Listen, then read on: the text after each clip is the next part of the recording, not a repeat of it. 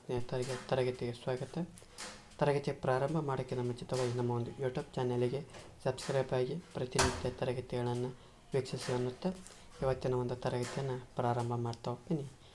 ಇವತ್ತಿನ ತರಗತಿ ಕರ್ತರಿ ಮತ್ತು ಕರ್ಮಣಿ ಪ್ರಯೋಗವನ್ನು ನೋಡ್ತಾವೆ. ಅಂದ್ರೆ ಕಡ್ಡಾಯ ಕನ್ನಡ ಪತ್ರಿಕೆದೊಳಗೆ ಬರ್ತಾ ಹೋಗ್ತೈತೆ ಮತ್ತು ಸ್ಪರ್ಧಾತ್ಮಕ ಪರೀಕ್ಷೆಯೊಳಗೂ ಬರ್ತಾ ಹೋಗ್ತೈತೆ.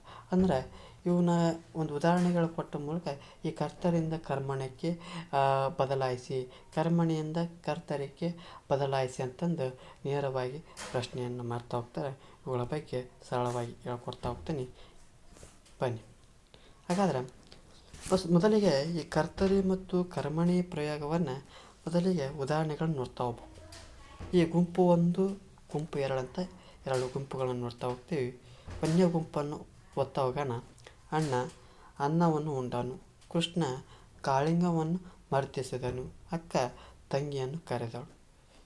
ಎರಡನೇ ಗುಂಪನ್ನು ನೋಡ್ತಾ ಹೋಗೋಣ.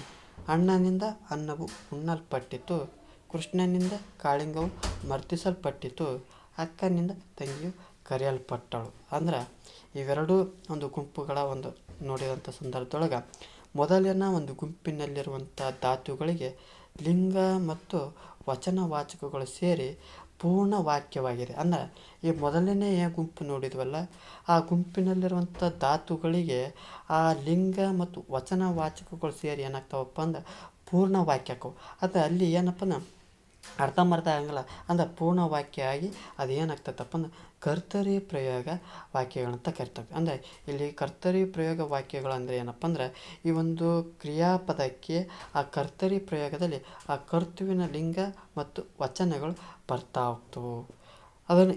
ಮೊದಲಿಗೆ ಈಗ ಎರಡನೇ ಒಂದು ಗುಂಪನ್ನು ನೋಡ್ತಾ ಹೋಗೋಣ. ಆ ಎರಡನೇ ಒಂದು ಗುಂಪಿನಲ್ಲಿರುವಂಥ ಧಾತುಗಳಿಗೆ ಅಲ್ಪೊಡು ಎಂಬ ಪ್ರತ್ಯಯ ಸೇರ್ತಾ ಹೋಗ್ತೈತಿ. ಅಂದರೆ ಯಾವೊಂದು ಪ್ರತ್ಯಯ ಸೇರ್ತಾ ಹೋಗ್ತೈತಪ್ಪ ಅಂದ್ರೆ ಅಲ್ಪೊಡು ಎಂಬ ಪ್ರತ್ಯಯ ಸೇರ್ತಾ ಹೋಗ್ತೈತಿ. ಇವುಗಳನ್ನೇನಂತ ಕರಿತಪ್ಪ ಅಂದ್ರೆ ಕರ್ಮಣಿ ಪ್ರಯೋಗಗಳನ್ನು ಕಾಣ್ತಾ ಹೋಗ್ತೀವಿ.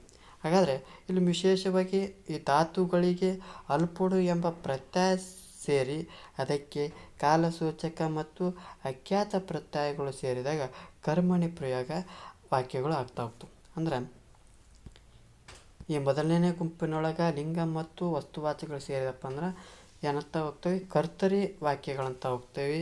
ಎರಡನೇ ಗುಂಪಿನೊಳಗೆ ಏನು ಆ ಒಂದು ಧಾತುಗಳಿಗೆ ಅಲ್ಪೊಡು ಎಂಬ ಪ್ರತ್ಯಯ ಸೇರಿದಾಗ ಅವುಗಳನ್ನು ಕರ್ಮಣಿ ಪ್ರಯೋಗ ಅಂತಂದು ಕರ್ತಾ ಹೋಗ್ತವೆ. ಇವು ಕರ್ತರಿ ಮತ್ತು ಕರ್ಮಣಿ ಪ್ರಯೋಗಗಳು ಯಾಗಿ ಗುರುತಿಸೋದನ್ನು ಗೊತ್ತಾಯ್ತು. ಹಾಗಾದರೆ ಇವುಗಳನ್ನು ಯಾವ ರೀತಿ ನೋಡ್ತಾ ಹೋಗ್ತಾವಪ್ಪ ಅಂದರೆ ಇಲ್ಲಿ ವಿಭಕ್ತಿ ಪ್ರತ್ಯಯಗಳು ಕಂಡು ಬರ್ತಾ ಹೋಗ್ತವೆ. ಮೊದಲನೇದಾಗಿ ಈ ಒಂದು ಕರ್ತರಿ ಪ್ರಯೋಗದೊಳಗೆ ಅನ್ನವನ್ನು ಉಂಡನು ಅಂದ್ರೆ ದ್ವಿತೀಯ ಏನು ಅನ್ನವನ್ನು ದ್ವಿತೀಯ ವಿಭಕ್ತಿ ಪ್ರತ್ಯಯ ದ್ವಿತೀಯನ್ನು ಪ್ರಥಮವು ಬರ್ತಾ ಹೋಗ್ತವೆ. ಇಲ್ಲಿ ದ್ವಿತೀಯ ಅನ್ನು ಅಂತ ನೋಡ್ತಾ ಹೋಗ್ತೀವಿ, ಇಲ್ಲಿ ಪ್ರಥಮವು. ಅಂದ್ರೆ ಈ ಒಂದು ಕರ್ತರಿ ಪ್ರಯೋಗದೊಳಗೆ ದ್ವಿತೀಯ ಮತ್ತು ಪ್ರಥಮ ವಿಭಕ್ತಿ ಪ್ರತ್ಯಯಗಳು ಬರ್ತಾ ಹೋಗ್ತವೆ. ಈ ಒಂದು ಪ್ರತ್ಯಯಗಳನ್ನು ಈ ಒಂದು ಪರೀಕ್ಷಾ ದೃಷ್ಟಿಯೊಳಗೆ ಕೇಳ್ತಾ ಹೋಗ್ತಾರೆ. ಅಂದರೆ ಈ ಒಂದು ಯಾವೊಂದು ವಿಭಕ್ತಿ ಪ್ರತ್ಯಯಗಳು ಅಡಗಿಕೊಂಡಿವೆ ಮತ್ತು ಬದಲಾವಣೆ ಮಾಡಿ ಅಂತ ಕೇಳ್ತಾ ಹೋಗ್ತಾರೆ. ಅಂದ್ರೆ ಕರ್ತರಿಂದ ಕರ್ಮಣಿಗೆ ಬದಲಾವಣೆ ಮಾಡಿ ಅಂತ ಹೇಳ್ತಾ ಹೋಗ್ತಾರೆ. ಈ ಒಂದು ಕರ್ತರಿ ಒಂದು ಪ್ರಯೋಗದೊಳಗೆ ಏನು ನೋಡ್ತಾ ಹೋಗ್ತಪ್ಪ ಅಂದರೆ ದ್ವಿತೀಯ ವಿಭಕ್ತಿ ಪ್ರತ್ಯಯ ಮತ್ತು ಪ್ರಥಮ ವಿಭಕ್ತಿ ಪ್ರತ್ಯಯ ಕೂಡಿದಪ್ಪ ಅಂದರೆ ಇದು ನೇರವಾಗಿ ಹೇಳ್ತಾ ಹೋಗ್ತೀವಿ, ಇದು ಕರ್ತರಿ ಪ್ರಯೋಗ ಅಂತಂದು ಕರಿತಾ ಹೋಗ್ತೀವಿ. ಅದೇ ರೀತಿ ಇವು ಏನು ಈ ಒಂದು ಕರ್ಮಣಿ ಪ್ರಯೋಗದೊಳಗೆ ಯಾವುದು ಪ್ರಥಮವು ದ್ವಿತೀಯನು ತೃತೀಯಿಂದ ಯಾವುದು ತೃತೀಯ ಇಂದವನ್ನು ನೋಡ್ತಾ ಹೋಗ್ತೀವಿ. ಜೊತೆಗೆ ಅನ್ನವು ಯಾವುದು ಅನ್ನವನ್ನು ಪ್ರಥಮವು ಯಾವುದು ಪ್ರಥಮವು ಬರ್ತಾ ಹೋಗ್ತವೆ. ಅಲ್ಲಿ ಕರ್ತರಿ ಪ್ರಯೋಗದೊಳಗೆ ದ್ವಿತೀಯ ಮತ್ತು ಪ್ರಥಮ ವಿಭಕ್ತಿ ಪ್ರತ್ಯಯ ಕಂಡಪ್ಪ ಅಂದ್ರೆ ಇಲ್ಲಿ ಕರ್ಮಣಿ ಪ್ರಯೋಗದೊಳಗೆ ತೃತೀಯ ಮತ್ತು ಪ್ರಥಮ ವಿಭಕ್ತಿ ಪ್ರತ್ಯಯಗಳನ್ನು ಕಾಣ್ತಾ ಹೋಗ್ತೀವಿ. ಈ ಒಂದು ಪ್ರತ್ಯಯಗಳು ಈ ಒಂದು ಕರ್ಮಣಿ ಮತ್ತು ಕರ್ತರಿ ಪ್ರಯೋಗದ ಅಡಗಿಕೊಂಡಿರ್ತಾವೆ. ಇವುಗಳನ್ನು ನೇರವಾಗಿ ಪ್ರಶ್ನೆಯನ್ನು ಮಾಡ್ತಾ ಹೋಗ್ತಾರೆ.